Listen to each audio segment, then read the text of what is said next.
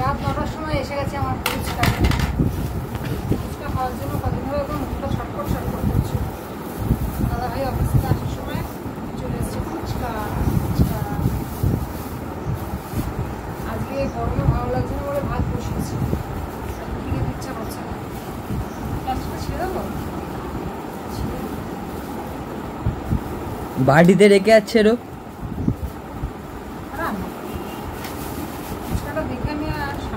আমার তো মনে হচ্ছে দেবে না, তুমি যা করছো। দেবে, দুটোই হয়। আর এমনি ফুচকা বা দই ফুচকাও এই তো একদম জমিয়ে।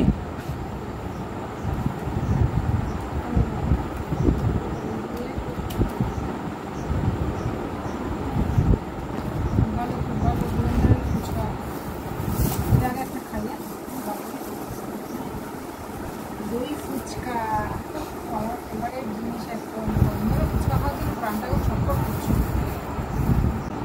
তবে একটা চাল আমি খাই না, কেমন হয়েছে।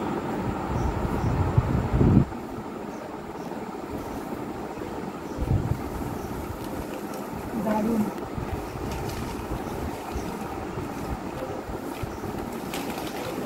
সেখানে একা একাই খাচ্ছে, রাখছেও না।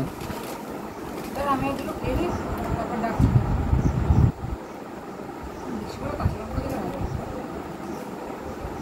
তোমায় আমি ঠিকঠাক ফুচকা এনে দিই, তোমায় তো আমি ঠিকঠাক ফুচকা এনে দিই, একদম গুঁড়ো গুঁড়ো করে, একদম পুরো কাঁচা লঙ্কা পুরো ভর্তি করে।